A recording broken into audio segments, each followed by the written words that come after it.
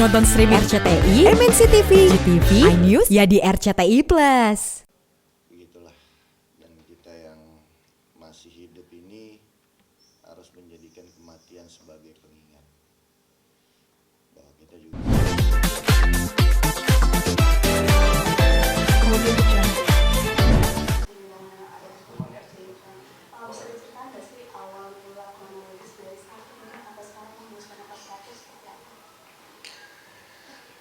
almarhum Bapak Haji Muhammad Taufik Mukri rahmatullah alaih. Awal sakit itu bulan berapa kemarin? Lupa ya? Awal Agustus, enggak, Juli. Mamang peninggal, beliau sudah sakit lah. Juli, waktu ibu saya meninggal aja bulan Juli, tanggal 19 Juli beliau sudah sakit. Saya lupa tepatnya beliau itu stroke masuk rumah sakit itu bulan berapa. Jadi ketika beliau masuk rumah sakit akibat stroke di Banjarmasin, itu kata pihak rumah sakitnya beliau itu sudah sangat sering kena serangan jantung. Tapi karena beliau orangnya biasa sibuk dan dibutuhkan banyak orang dan hero-nya buat banyak orang, terutama untuk keluarga, jadi orangnya selalu kelihatan tangguh, nggak pernah menunjukkan keluhan, nggak pernah nunjukin sakit kayak orang yang nggak pernah sakit, tahu-tahu tiba-tiba stroke aja, stroke, keluh, lidahnya sampai nggak bisa ngomong. Dan pihak rumah sakit bilang ternyata abah itu almarhum udah sering kena serangan jantung. Nah, kebetulan waktu habis dari rumah sakit di Banjar itu, penanganan untuk pengobatan stroke itu sudah cukup lama ya, lama. Jaraknya itu lama dari Banjar sampai Jakarta.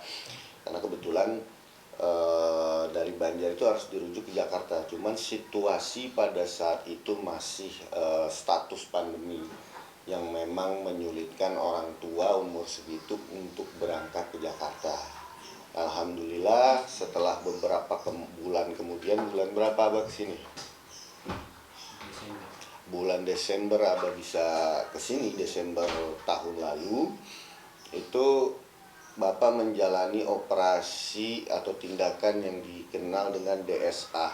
DSA itu merupakan hasil temuan dokter Terawan yang terkenal untuk mengobati stroke. Jadi kayak diberikan cairan di dalam otaknya dan itu memperlancar darahnya. Alhamdulillah sebenarnya saraf-sarafnya sudah sembuh setelah menjalani itu.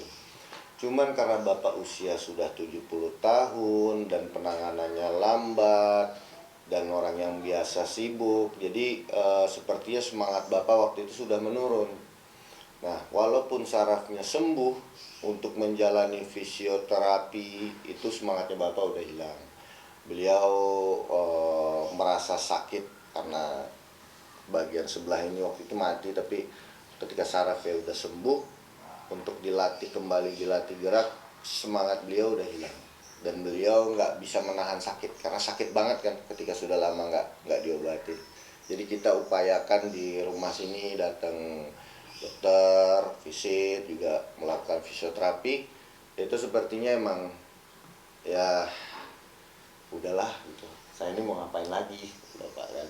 Saya udah 70 tahun dan saya udah 5 tahun lebih ditinggal istri tercinta. Saya mau nikah lagi juga, anaknya kan sibuk tuh nyortir, boleh nggak sama ini, boleh nggak sama itu. Ini emang kayak udahlah gitu. Mungkin sudah cukuplah perjuangan saya di dunia, baik buat masyarakat dan buat anak-anak. Sekarang mungkin sudah waktunya saya mungkin bahagia di akhirat dengan istri saya, dengan Sang Khalik, Sang Pencipta. Sampai akhirnya pada suatu hari, berapa hari yang lalu, sekitar 9 hari yang lalu, Bapak itu mengalami serangan jantung lagi, sampai akhirnya dilarikan di sebuah rumah sakit di daerah Depok, dan di situ harus diambil tindakan operasi pemasangan ring di jantungnya. Nah, Bapak nggak mau dipasang ring di jantung, Bapak nggak mau. Sampai anak-anak tuh ngebujukin Bapak, udah Pak, ayo. Karena kan anak-anak tuh kayak istri saya, terus abang ipar, kakak ipar, semua tuh pengen punya harapan lagi karena Bapak tuh dulu waktu sebelum operasi, waktu masih di Banjar, masih bercanda-bercanda, nanti aku mau coba lagi jadi bupati, aku mau ini lagi, mau jadi anggota DPR gitu kata dia.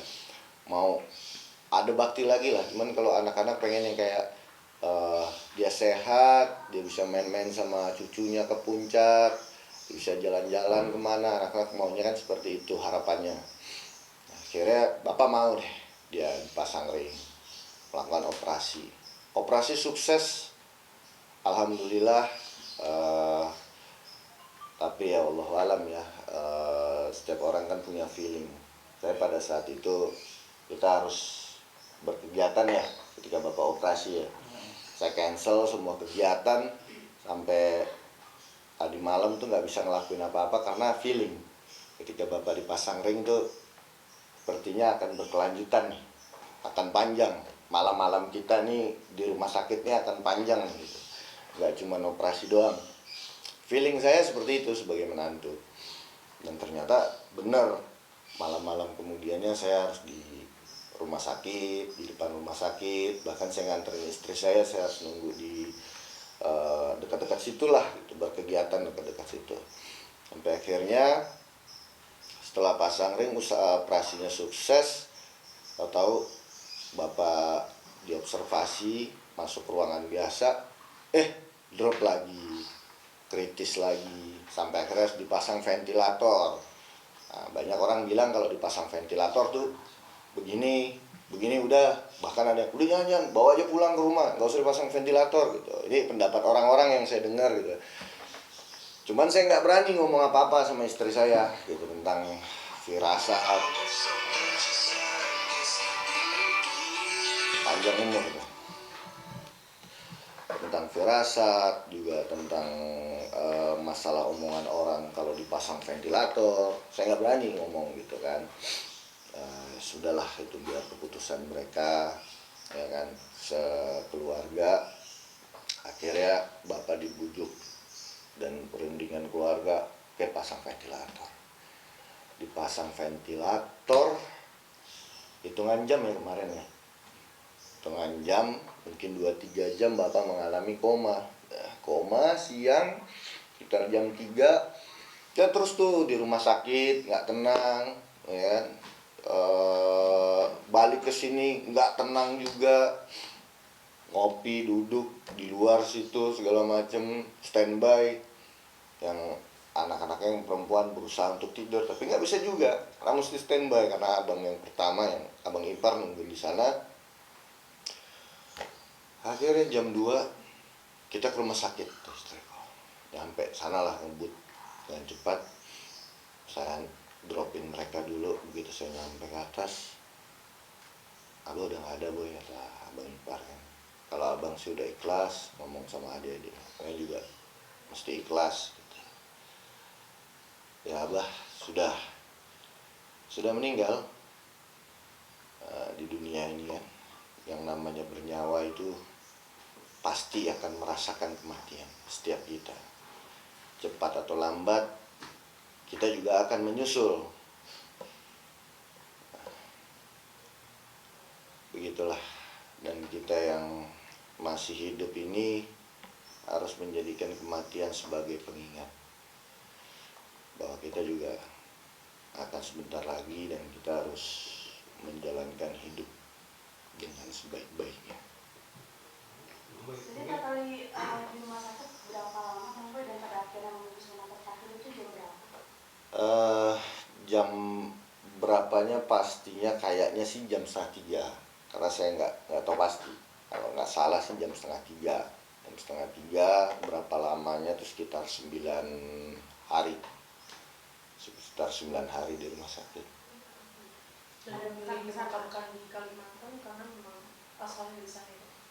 Yes, di Kalimantan karena istrinya dimakamkan di sana, mungkin orang juga pasti pengen dekat-dekat dengan keluarganya, juga masyarakatnya di sana gitu kan.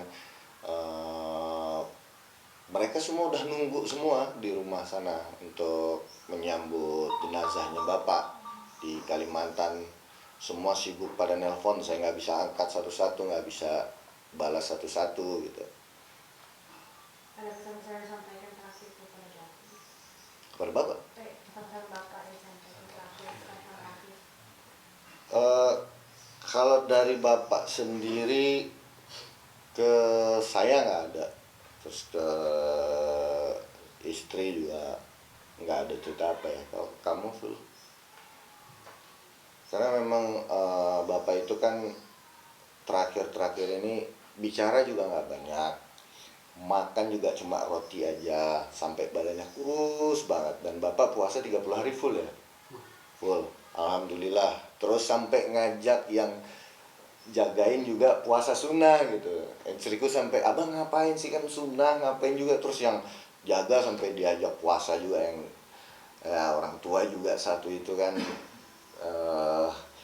Ya begitulah gitu pokoknya, puasanya full. Terus apa ya gitu. Kalau pesan sih nggak ada, cuman kalau buat saya bapak itu adalah orang yang sangat luar biasa ya. Saya mungkin nggak kenal banyak pejabat, walaupun di keluarga bapak saya juga ada pejabat gitu, tapi ini orang luar biasa. Pintu rumahnya selalu terbuka 24 jam. Walaupun ada Satpol PP di depan, siapapun yang mau bertamu, membutuhkan, dia selalu terbuka. Kecuali dia sedang tidur, baik tunggu sebentar, bapak sedang tidur. Gitu. 24 jam untuk segala urusan apapun, baik urusan administratif maupun urusan rumah tangga siapa aja. Dan tidak ada harus lewat Satpol PP dulu atau harus lewat ajudan buka pintu, enggak. Bisa langsung semuanya menemui bapak. Itu pertama. Jalan kemana-mana, ke pasar, itu juga sering sendiri, nggak perlu pengawalan, nggak perlu ajudan. Setiap acara bapak selalu ada.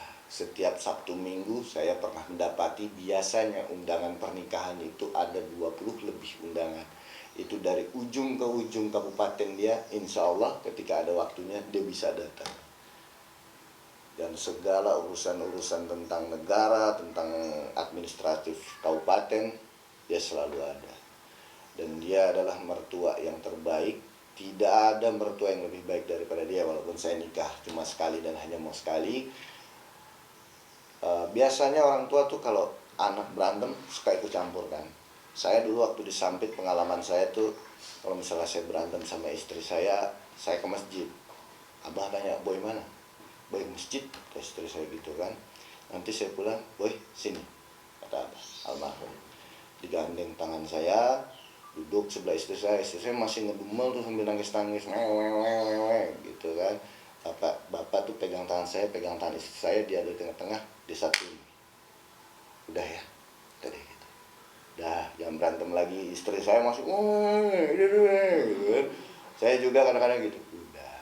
Jadi bapak tidak pernah artinya berpihak kepada salah satu, atau bahkan membuat kami anak-anaknya, pasangan suami istri malah justru jadi kisruh atau menjauh satu sama lain. Itu hal-hal luar biasa sih yang saya temui di bapak. Orangnya suka guyon, guyonnya juga nggak basa-basi, nggak kayak oh ada tamu baru kenal gitu kan. Biasa orang, ada orang baru itu, apa kabar lu, ya kan, sehat, ya kan, sekarang apa kegiatan, kan basa-basi banget gitu kan. Dia memang orang suka guyon. Terus dia juga ahli hikmat. Bayangkan nih, orang banyak nih kayak kita gitu, anak atau anak buahnya, dia kalau acara-acara besar tuh, kita kadang suka lihat dia angkat-angkat sendiri sampai kita pun sibuk gitu. Nah, terus dia pasang apa meja itu sendiri gitu. Akhirnya kita yang gobrak-gubuk semua ikutan gitu kan. Jadi beliau tuh memang mencontohkan sama kita itu bahwa pemimpin itu adalah untuk melayani, bukan untuk dilayani. Ya semoga banyak lahirlah pemimpin-pemimpin, pejabat-pejabat seperti beliau itu. Sangat sabar.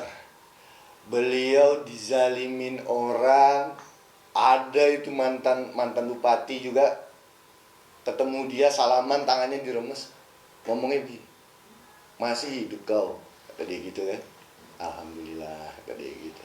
Dizalimi orang, di pilkada kemarin disantet orang, enggak, santai aja orang.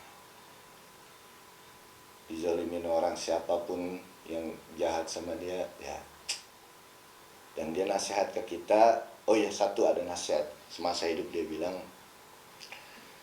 ketika kita selalu ruwet dengan masalah atau kita dijahatin orang terus kita pengen marah, pengen balas, dia bilang, hidup itu udah susah, jangan bikin susah lagi. Itu sih nasihat semasa beliau masih hidup. Kamu tidak ikut terbang ke Kalimantan hari ini? Ada keluarga. Sebenarnya istri saya sangat menginginkan saya untuk ikut terbang ke sana, ya kan. Seperti yang kemarin waktu mau operasi, dia bilang saya ada kegiatan kan. Bapakmu tinggal satu loh, itu bapakmu juga. Nah, bapak saya udah nggak ada kan, ibu saya nggak ada, ibunya Rina juga nggak ada, tinggal satu orang tua kita itu. Tapi mungkin takdir Allah kayak saya kan lagi syuting nih, kok beberapa hari ini diliburkan ya, beberapa hari ini nggak ada tayangan ya. Memang itu dikasih sama Allah kesempatan untuk bantuin, ngurusin, nemenin istri, segala macam. Itulah hal yang bisa kita lakukan, dengan takdir Allah kita lakukan. Tapi untuk ke Kalimantan, karena besok sudah mulai syuting lagi dan kita yang hidup tetap harus berjuang, tetap harus menjalankan kewajiban-kewajiban yang lainnya. Dan semua di sana juga masyarakatnya mungkin sudah berebut tuh, ingin melakukan kebaikan terakhir untuk beliau. Saya rasa kesempatan itu diberikan untuk mereka yang lain.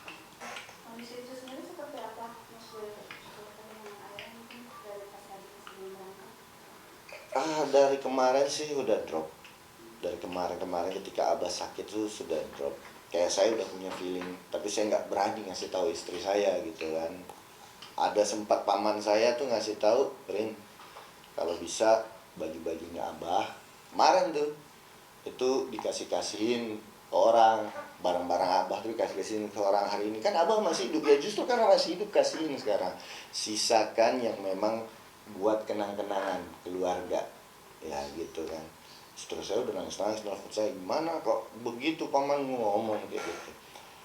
Sebenarnya nggak salah paman saya, cuman untuk ke istri saya salah. Karena setiap anak pasti berharap yang terbaik untuk orang tuanya gitu kan. Berharap orang tuanya sembuh, sehat, segala macam. Dan memang ternyata takdir Allah benar bahwa kemarin itu ya terakhirnya Abah gitu. Memang kebiasaan kita orang turunan Arab dan Islam tuh kalau bisa sebelum meninggal tuh sudah bagi-bagi warisan. Kalau bisa hartanya sudah disedekahkan sebelum meninggal. Nah, seperti itu, baik pakaian maupun lain-lainnya gitu. Cuman kan kalau orang yang mungkin mahkomnya belum sampai pada saat itu, kamu doain orang tua saya meninggal, kan enggak. Itu enggak semua bisa begitu. Kayak saya sama istri saya, hanya Abah lama lagi. Saya nggak sanggup ngomong, nggak mungkin gitu. Tapi yang namanya kita manusia harus siap, karena suatu hari kita akan meninggal atau kita ditinggalkan. Adik saya itu masih salah satu wishlist dari apa yang belum sampai, kayak terrealisasi dan keinginan ya wishlist gitu. Keinginan apa? Satu dari apa yang belum tersampai. Hmm. Ingin bermusik atau apa, tapi belum terrealisasikan karena sudah. Oh enggak. Kalau pada zaman kepemimpinan dia ya, bangun masjid itu kan mungkin bisa dari harta sendiri, bisa dari kebijakan kita, bisa dari tangan kita ikut bantu gotong royong. Zaman kepemimpinan dia tuh banyak sekali sih masjid yang sudah dibangun di kabupaten itu gitu. Saya rasa juga mungkin kalau Abah bangun masjid ya baik kan ketika tangan kanan memberi, tangan kiri nggak perlu tahu kan. Kecuali mungkin kalau kayak influencer atau apa dia pengen menebarkan kebaikannya dalam bentuk supaya menjadi contoh untuk orang lain. Kalau orang-orang tipikal kayak dia kan lebih kayak ya itu